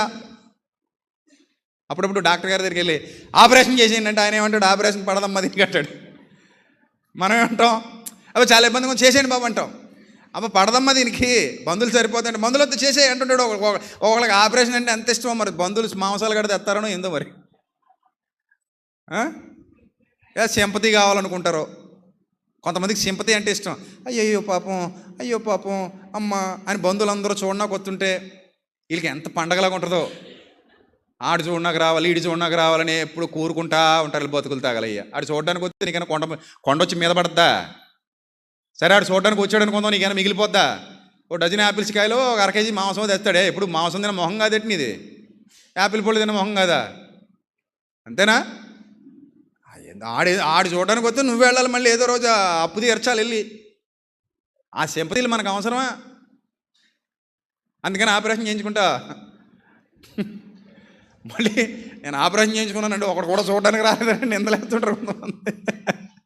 నిన్ను ఎవడు చేయించుకోమన్నాడు, నీ మంచి కోసమే కదా చేయించుకున్నావు, అవును, ఆ తర్వాత నువ్వు బాగా తిరుగు బయట, మరి ఎవడో చూడడానికి వస్తే అది తగ్గిపోద్దా, నీకేమైనా గొప్ప వస్తుందా, పేపర్లో ఎంచమంటావా. సో ఆ సింపతీలు ఇవేం అవసరం లేదు. డాక్టర్ గారికి తెలుసు నీకేమివ్వాలో, తెలుసా తెలీదా. కొంతమంది ఏమో ఇంజక్షన్ వద్దండి మందులు ఏమైనా ఉంటే ఇచ్చేయండి అంటారు. తెలుసా ఇంజక్షన్ అవసరమో కాదో. ఇంజక్షన్ ఎందుకులేండి, పొడిపించుకోలేకపోతున్నానండి బాబు, వారానికి 2 రాశారు మీరు, మందులు ఇచ్చేయండి. వీళ్ళే ఇంకా ఆ మాత్రం దానికి అక్కడికి వెళ్ళడం ఎందుకు, నువ్వే చేసేసుకోవచ్చు కదా వైద్యం. సో అలాగే దేవుడి దగ్గరికి వెళ్ళి ప్రభు ఇదిగో అలా కాదు, కానీ అలా కాదు, ఇప్పుడు ఎదుటి మాట్లాడిన ఎవరు కొంతమంది చూసారు ఎప్పుడైనా, మనం ఏదో చెప్పబోతుంటాం, అలా కాదు ఇప్పుడు నీ మాటకు అడ్డొచ్చాను అంటారా, మాటకు అడ్డొచ్చేవా, రైలుకి వెళ్ళి అడ్డు దరిద్రం వదిలిపోతుంది, నీ మాటకు అడ్డొచ్చాను అలా కాదు కానీ అని మళ్ళీ వీడు మొదలెడుతుంటాడు. అవతలని మాట్లాడినవాడు కదా, అవతలడితో చెప్తుంటాడు విండు, ఇప్పుడు అలా కాదు కానీ అంటాడు, మళ్ళీ ఏదో చెప్తుంటాడు. అలాగా దేవుడి దగ్గరికి వెళ్ళి ఇదిగో అలా కాదు కానీ నీ మాటకు అడ్డొచ్చాను, మరి ఏం చేద్దాం, నేను చెప్పింది చెయ్యి, నీ ఆలోచన పక్కన పెట్టి కానీ ముందు నేను చెప్పింది చేసేయి, నేను అనుకున్నట్టుగా ఫాలో అయిపో అంటే ఆయన ఏమంటాడు, షటప్ అంటాడు. Shut up and get out. నాకు తెలుసు ఏం చేయాలో, నాకు తెలుసు నీ జీవితంలో ఏ అనుమతించాలో ఏదో అనుమతించకూడదు, నాకు తెలుసు నీ జీవితంలో ఏమి ఇవ్వాలో ఏమి ఇవ్వకూడదు, నిన్ను ఎక్కడ ఉంచాలో ఎక్కడ ఉంచకూడదో నాకు అన్నీ తెలుసు. ఈ క్షణంలో నీకు ఆ శోధన ఉంచాలా తీసేయాలా నాకు అన్నీ తెలుసు. అది నీకు మంచిదైతేనే ఉంచుతాను నేను. అది నీకు మంచిదైతేనే ఉంచుతాను, చెడ్డదైతే ఉంచను. ఒకరోజు ఆ మధ్యకాలంలో ఒక కాలు ఇరిగిపోతే ఇసుక మూట కట్టేశారు. ఇసుక మూట కట్టి పైకి లేపేసి ఇసుక మూట కడితే ఎలా ఉంటుంది? ఎలా ఉంటుంది చెప్పండి? మామూలుగా ఉండదు, సదా తీరిపోతుంది. అయినా కట్టాలి. తీసే బాబు అంటే తీయడు, ఉంచుతాడు. కొన్ని ఏమో మనకి ఇబ్బందులు ఉంటాయి, కానీ తప్పదు, భరించాలి. అలాగే మన జీవితంలో కూడా రకరకాల శోధనలు, రకరకాల వేదనలు దేవుడు అనుమతిస్తుంటాడు ఒక్కోసారి. నేను నిన్ననే చెప్పాను, యేసు ప్రభువుని నమ్ముకోండి రోగం తగ్గిపోద్ది అంటుంటారు కదా కొంతమంది. యేసు ప్రభువుని నమ్ముకోండి ఏమైపోద్దట? మరి లాజర్ గారికి ఎందుకు తగ్గలేదన్నాను. నమ్ముకోలేదు ఆయన, నమ్ముకున్నాడా? అంత బాధలో కూడా గొప్ప విశ్వాసంతో బతుకుతున్నాడా? ఎలా బతుకుతున్నాడు? అంత బాధలో కూడా గొప్ప విశ్వాసంతో బతుకుతున్నాడు. రెండోది, తిండిగోడలేదు మహానుభావుడికి. కుక్కలు వచ్చి కురుపులు నాకుతున్నాయి, ఆ ఎంగిలి మెతుకులు దొరుకుతాయని చూస్తున్నాడు, అవి కూడా దొరకతలా. ఆ ధనవంతుడు అన్నాడు ఈ ఎంగిలి మెతుకులు కూడా ఇట్లేదు ఆయనకి. ఒక పక్క బాధలు, ఒక పక్క కన్నీళ్ళు, ఒక పక్క ఇరుకులు ఇబ్బందులు, ఒక పక్క రోగం. దానికి బదులు కుక్కలు వచ్చి కురుపులు నాకడం. అంత హీనమైన దశలో పడున్నాడు మహానుభావుడు. కానీ దేవుడు ఆ రోగం తగ్గించలా. అడిగే ఉంటాడు కదండి, అడగకుండా ఉంటాడా? ఇది కొంచెం బాగా తిరగగలుగుతున్న పౌలు గారే ఆ బాధ భరించలేక ఆ ముళ్ళు తీసేయమని అడిగితే, ఇప్పుడు ఆ లాజర్ అని ఆయన ఎన్నిసార్లు అడుగుంటాడో మరి. ఒకసారైనా అడుగుంటాడు, ప్రభువా నాకు ఈ శోధన ఏంటి ప్రభువా, ఈ కుక్కలు వచ్చి కురుపు ప్రభువా, తినడానికి తిండి కూడా లేదు ప్రభువా, ఆ ధనవంతుడు బల్ల మీద నుండి పడు రొట్టె ముక్కలు దీనికి కడుపు నింపుకోవాలనుకుంటున్నాను, అవి కూడా దొరకట్లేదు ప్రభువా, నీ చిత్తమైతే నాకు అవకాశం ఈ ప్రభువా, ప్లీజ్ ప్రభువా, ఈ బాధ నుంచి విముక్తి చేయి ప్రభువా అని అడిగే ఉంటాడు మహానుభావుడు. మరి అడగలేదు, మనకు తెలీదు. నేనైతే అడిగాడేమో అనుకుంటున్నాను. అంత బాధలో ఉన్నాడు, ఖచ్చితంగా అడిగే ఉంటాడు. మరి అడిగితే దేవుడు ఇచ్చాడా? అనుమతి ఇచ్చాడా?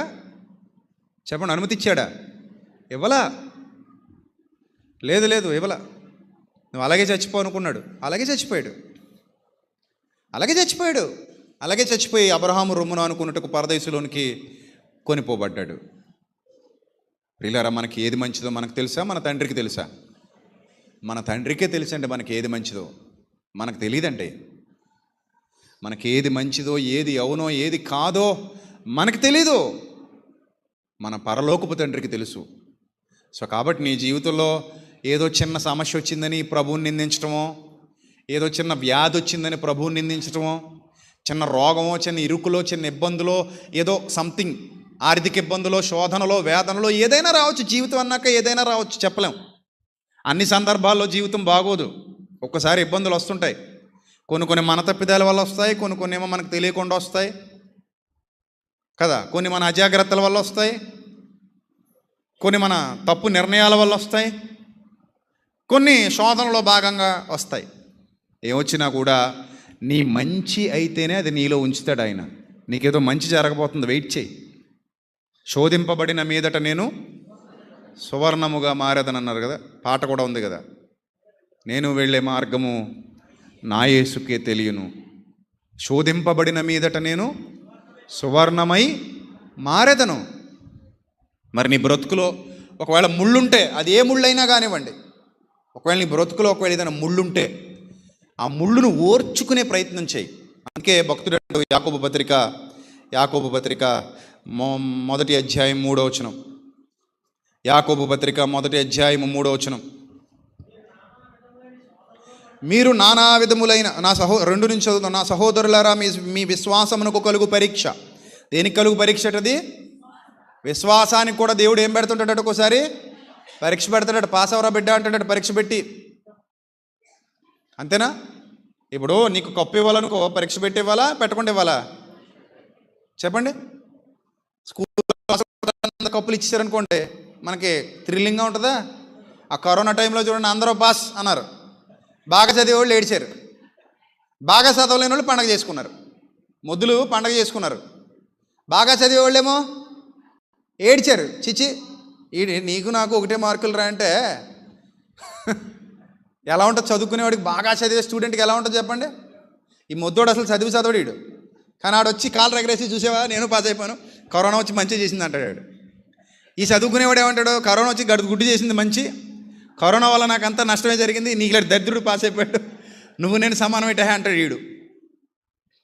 అంటే ఇప్పుడు పరీక్ష పెడితేనే కదా నీ గొప్పతనం నా గొప్పతనం తెలిసేది. నీ గొప్పతనం బయటపడాలన్నా నా గొప్పతనం బయటపడాలన్నా ఏం జరగాలి? పరీక్ష జరగాలి. పరీక్షలో పాస్ అవ్వు, అప్పుడు గొప్పడు అవుతావు, కప్పు తెచ్చుకో, ఆ కప్పుకు విలువ ఉంటుంది. ఇక అందరికీ 10 కప్పులు ఇచ్చేస్తున్నాం. పరీక్ష లేకుండా 10 మందికి 10 కప్పులు ఇచ్చేసామంటే అన్ని కప్పులు ఒకటి మొక్కలు ఒకటి చూసుకొని ఆ కప్పులకు వాల్యూ లేదు. గెలిచి సాధించిన కప్పుకే వాల్యూ ఎప్పుడు కూడా, ఈ కప్పుకు వాల్యూ ఉండదు. అందుకే అక్కడ అన్నాడు భక్తుడు, మీ విశ్వాసమునకు కలుగు పరీక్ష, మీ విశ్వాసమునకు కలుగు పరీక్ష, మీ విశ్వాసమునకు కలుగు పరీక్ష. అంటే ఇందాకే మనం మాట్లాడుకున్నాం కదా, విశ్వాస విషయంలో మీరు ఎలా ఉండాలని చెప్పాను. అందరూ కూడా జ్యోతుల వలె ఉండాలి. అన్నిటికంటే ముఖ్యం దేవుడే. గుర్తుపెట్టుకోండి, నీకు నిజంగా పరలోక సంబంధమైన దీవెనలు, ఆత్మ సంబంధమైన ఆశీర్వాదాలు కావాలనుకుంటే దేవుణ్ణి మొదటి స్థానంలో పెట్టు, మిగిలినవన్నీ తర్వాత స్థానంలో పెట్టుకో.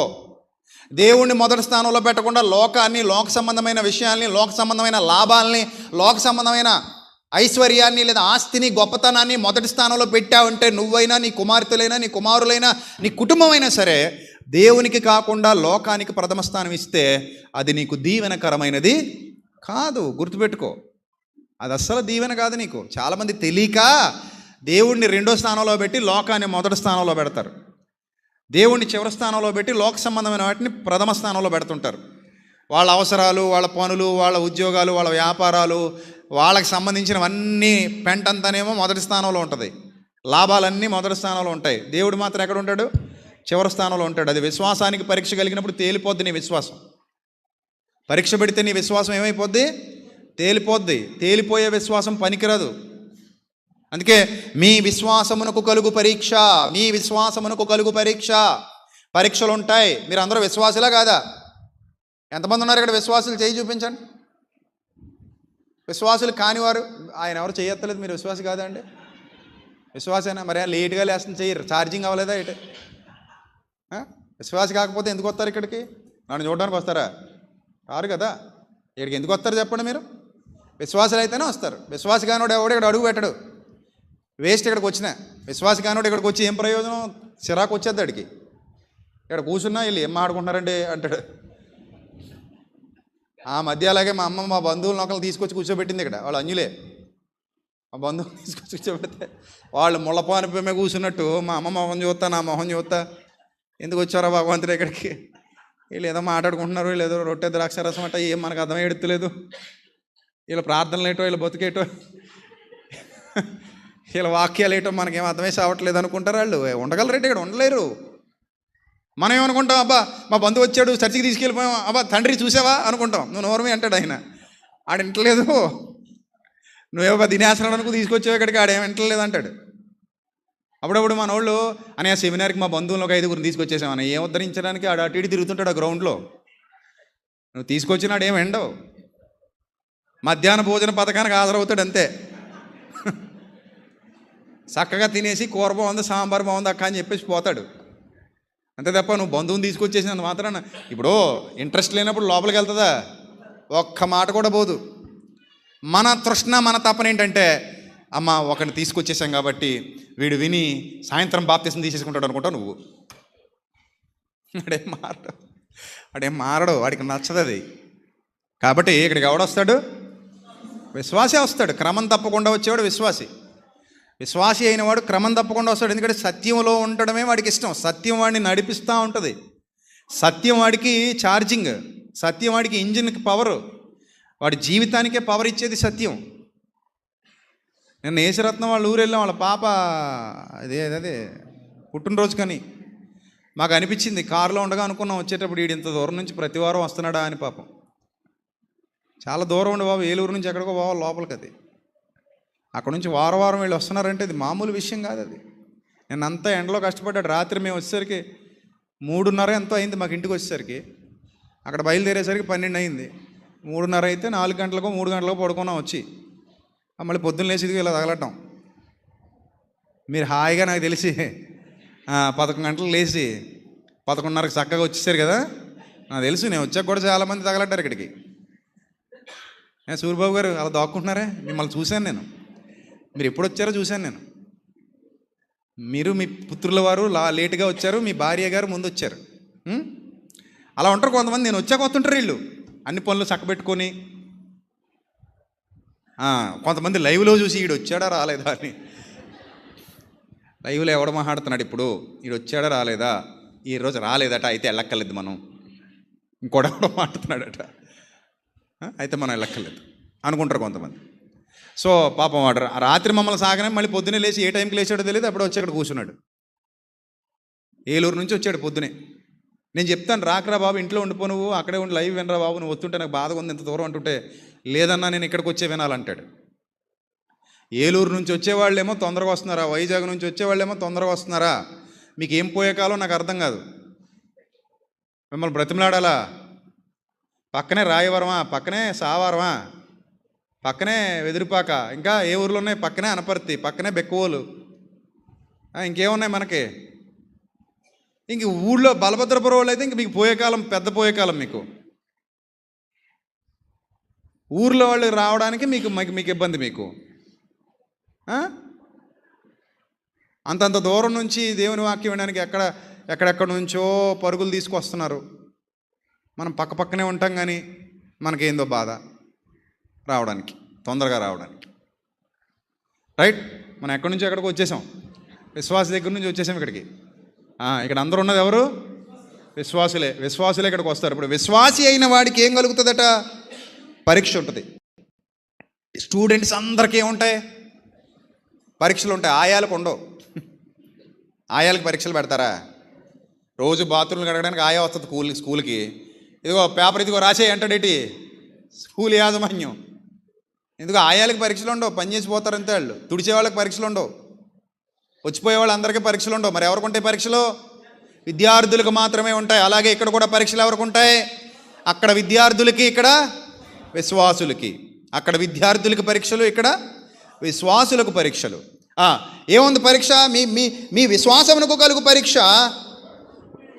ఓర్పును పుట్టించునని ఎరిగి మీరు నానా విధములైన శోధనలలో పడునప్పుడు అది మహానందమని ఎంచుకొనుడి.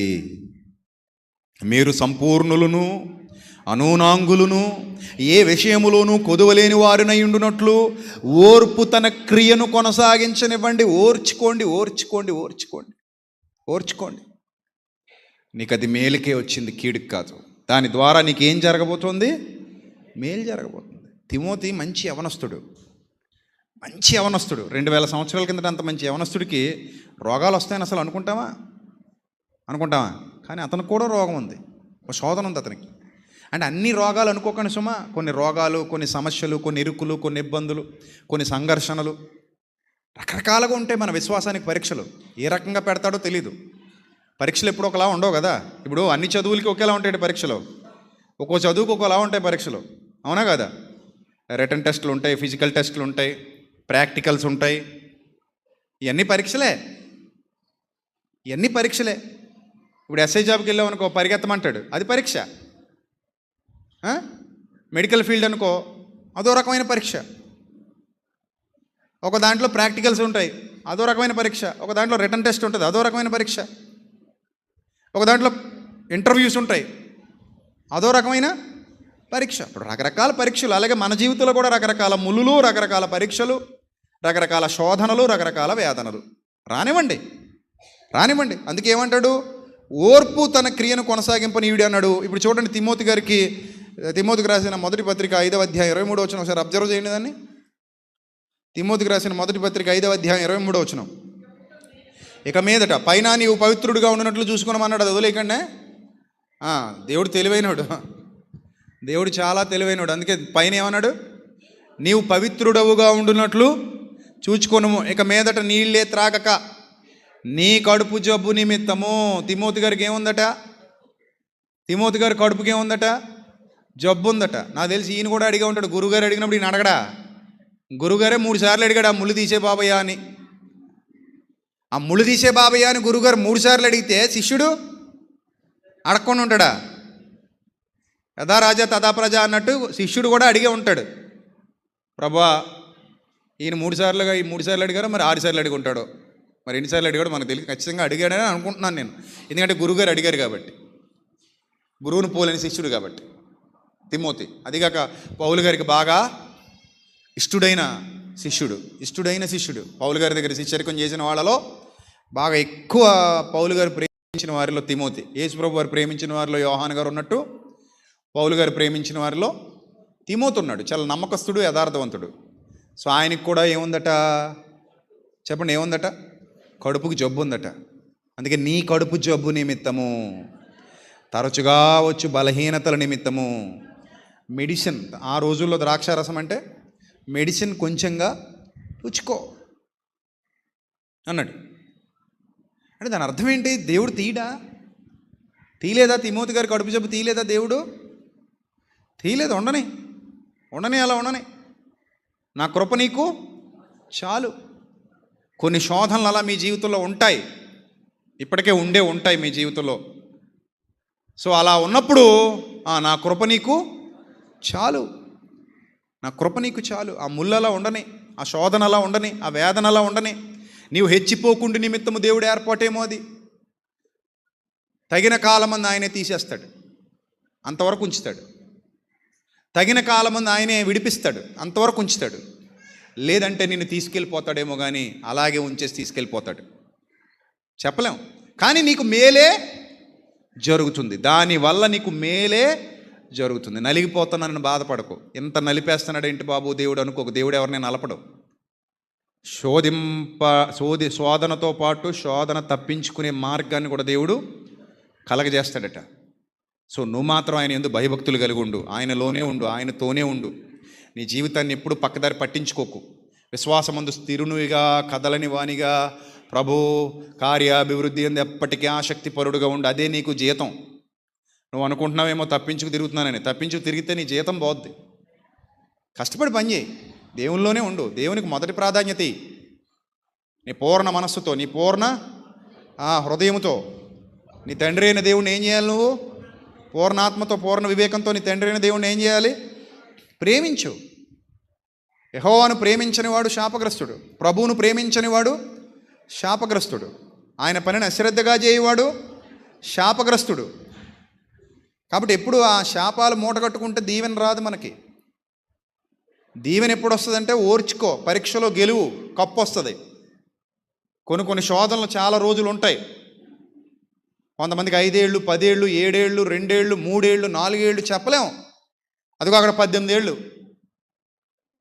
చెప్పలేం. సో అలాగే నీ జీవితంలో కూడా ఏదైనా శోధన ఉందేమో. అయిపోయింది అనుకోక, ఇంకా బోలెడంత ఉంది నీ జీవితం. ఎక్కడైపోయింది జీవితం? ఇంకా బోలెడంత ఉంది. ఇంకా మనకి ఏం జరగబోతుందో, రేపేమి సంభవింపనై ఉన్నదో మీరు ఎరుగుదురా? ఎరగరు. కాబట్టి ఎప్పుడైనా సరే శోధన వచ్చినప్పుడు బాధపడిపోకండి. లోకస్తులే ఇన్స్పిరేషనల్ వర్డ్స్ పలికిన సందర్భాలు ఉన్నాయి. స్టీఫెన్ హాకిన్స్ అని ఒక శాస్త్రవేత్త ఉన్నాడు. అతనికి అతి చిన్న వయసులో అది ఒక వ్యాధి వచ్చి ఈ పక్కంతా పడిపోయింది. ఏం పని చేయవు, ఇది ఒక్కటే పని చేస్తుంది, బ్రెయిన్ ఒక్కటే పని చేస్తుంది. మిగిలినవన్నీ పడిపోయి శరీరం అంతా కుర్చీకి పరిమితం అయిపోయింది. ఒకరోజు ఇంటర్వ్యూ చేస్తూ ఒక శాస్త్రవేత్త అడిగాడట, అసలు ఇన్ని రోజులుగా కుర్చీలో కూర్చునే ఇన్ని సాధిస్తున్నారు మీరు, కుర్చీలో కూర్చుని ఇంత చేస్తున్నారు మీరు, కుర్చీలో కూర్చుని ఇన్ని ప్రయోగాలు, ఇన్ని శాస్త్ర సాంకేతికంగా అభివృద్ధి చెందడానికి ఇన్ని రకరకాల ప్రయోగాలు చేస్తున్నారు కదా మీరు, మీకు బాధ అనిపించట్లేదా అని అడిగితే అన్నాడట, నా లైఫ్ ఎప్పుడో అయిపోయింది, ఇదంతా నాకు దేవుడిచ్చిన బోనస్. అంటే దేవుడిని నమ్మడతను నాకు వచ్చిన బోనస్ ఇది అన్నాడట. నా లైఫ్ ఎప్పుడో అయిపోయింది, ఇప్పుడు ఈ కుర్చీలో కూర్చుని బతుకుతున్న బతుకు కూడా నాకు ఏంటిది? బోనస్. ఇది అయిపోయింది, ఎప్పుడో పోయాను, నేను ఎప్పుడో చచ్చిపోయాను, కానీ ఇదంతా నా బోనస్ అన్నాడట. అంటే ఒక లోక సంబంధే ఇలా మాట్లాడితే దైవజ్ఞానం కలిగినాడు ఎలా మాట్లాడాలి? ఏ విధంగా ఉండాలి? అందుకే మీ విశ్వాసానికి కలిగే పరీక్షను గుర్తుపెట్టుకోండి. ఇది పరీక్ష. కొంతమంది అక్కచెల్లెమ్మలు ఫోన్ చేస్తుంటారు, ఏంటంటే నాకు ఈ శోధన. కొంతమంది అన్నలు తమ్ముళ్ళు ఫోన్ చేస్తుంటారు, ఏంటంటే నాకు ఈ శోధన అంటే నాకు ఈ వేదన అండి అంటుంటారు. శోధనలు వేదనలు ప్రభువులో వస్తాయి, కొన్నాళ్ళు ఉంటాయి, పోతాయి. తీసేయాలనుకున్నప్పుడు ఆయన తీసేస్తాడు. అర్థమైందా? అలానే అన్నీ శోధనలో భాగాలు కాదు, కొన్ని మన స్వయంకృత అపరాధాలు కూడా ఉంటాయి, జాగ్రత్తగా చూసుకోండి. అర్థమైందా? అన్నీ దేవుడి మీద నెట్టేయకూడదు కదా. కొన్ని కొన్ని మన స్వయంకృత అపరాధాలు ఉంటావా ఉండవా? ఎందుకుండవు? కొన్ని ఉంటాయి, మనవి కూడా ఉంటాయి. కాబట్టి జాగ్రత్త. అప్పుడు నీకు షుగర్ ఉందనుకో, రోజు చక్కెర బొక్కేసి స్వీట్లు తినేసి పత్యం చేయకుండా ఇష్టం వచ్చినట్టు అన్నీ తినేసి ఏదో రోజు ఏదో జబ్బు వచ్చినప్పుడు దేవుడు ఎటండి ఇలా చేసాడు ప్రార్థన చేయండి అన్నావు అనుకో, నేను డెప్పమే కొట్టేయాలి. నువ్వు జాగ్రత్త వహించలేదు. నీకు ఆల్రెడీ షుగర్ వచ్చింది, నీకు ఆల్రెడీ బీపీ వచ్చింది. ఏది పడితే తినకూడదు, ఎలా పడితే అలా జీవించకూడదు. కొన్ని జాగ్రత్తలు వహించాలా వద్దా? రానోడికి పర్లేదు, వచ్చినోడు మాత్రం జాగ్రత్తగా ఉండాలి. అర్థమైందా? అలాగే శరీరాన్ని ఇష్టం వచ్చినట్టు పాడు చేసేసుకుని ఏం తినాలో ఏం తినకూడదో ఒక పద్ధతి పాడు లేకుండా ఏది పడితే అది డస్ట్బిన్లో పడేసినట్టు పడేసి దాన్ని విత్తనాల బత్తాలా చేసేసి ఆ తర్వాత దేవుడు ఏంటంటే ఇలా చేసాడు అనకూడదు. నువ్వు తప్పది. మనం కొన్ని జాగ్రత్తలు మనం తీసుకోవాలి. కొన్ని విషయాల్లో మనం తగుమాత్రంగా ఉండాలి.